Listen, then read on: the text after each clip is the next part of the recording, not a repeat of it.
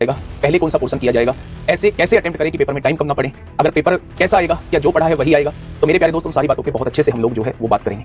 है यूपीएसआई के लिए आपके पास 2 दिन बचेंगे, 12 तारीख का और 13 तारीख का दिन आप लोगों के पास बचेगा।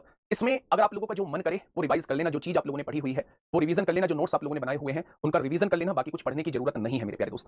हम आज मैथ से विदा लेंगे, और मैथ से विदा लेने का मतलब ये नहीं है मैं 14-15 तारीख को आप लोगों के साथ रहूंगा। किसी भी मोमेंट पे आप अपने आप को अकेला मत समझना, और इस बात का भरोसा रखना कि मैंने आप लोगों के लिए बहुत शानदार मेहनत की है, वो मेहनत जो है वो कभी भी बेकार नहीं जाएगी। जो आप लोगों के अंदर डर का माहौल है कि पेपर अब ऐसा लग रहा है कि सब कुछ भूले हुए हैं, तो ऐसा कुछ भी नहीं है। हर किसी को लगता है सब कुछ भूले हुए हैं, लेकिन जब आप एग्जाम हॉल में बैठोगे तो सच में ये मेहनत जो है वो आप लोगों की दिखेगी, जो आप लोगों ने की है। मेहनत कभी भी बेकार नहीं जाएगी दोस्त। अब पेपर का लेवल की अगर मैं बात करूं तो पिछले कुछ टाइम से, अगर मैं 2017-2021 से बात करता हूं, थोड़ी सी बात करेंगे क्योंकि आज अंतिम क्लास है, और ये अंतिम क्लास में आप लोगों को थोड़ा सा समझाना जरूरी है। हाथ ये नहीं होना चाहिए हाथ कांप रहे हैं मेरे प्यारे दोस्त। आप ये मान के चलिए कि आप सबसे बेहतर तैयारी करके आए हैं। जब एग्जाम हॉल में बैठेंगे, अगर आपके साथ कोई दिक्कत होती है तो वो समझ लीजिए वो सबके साथ दिक्कत हो रही है, इसलिए आपके साथ दिक्कत होना बनता ही नहीं है।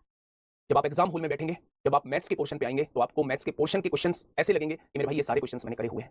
बस थोड़ा सा एक चीज का विशेष ध्यान आप लोगों को रखना है मेरे प्यारे दोस्त, कि अगर किसी क्वेश्चन में आपको देख के लग रहा है कि वैल्यू थोड़ी सी पेचीदी है या इसका मेथड जो है वो थोड़ा सा बड़ा जा सकता है, तो शुरुआत में उसे स्किप करके चलिएगा, उस पर सर्किल मार्क करके चलिएगा कि लास्ट में मैं इस क्वेश्चन को करूंगा। इसी क्वेश्चन पे आप लोगों को पीएचडी करने की जरूरत नहीं है। कोई ये देखने को नहीं बैठा है कि यार मैथ का ये क्वेश्चन इस बच्चे से नहीं हुआ है या रीजनिंग का ये क्वेश्चन इस बच्चे से नहीं हुआ है तो इसका सिलेक्शन नहीं होगा।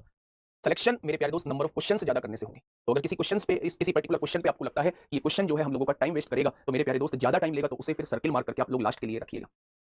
अटेम्प्ट कैसे लेना है ये आप पर निर्भर करता है, ये स्टूडेंट टू स्टूडेंट पर निर्भर करता है कि उनका कौन सा पोर्शन सबसे ज्यादा मजबूत है, वो सबसे ज्यादा अपने आप को कंफर्टेबल किस पोर्शन में पाते हैं, उसी से आप अपनी शुरुआत करना।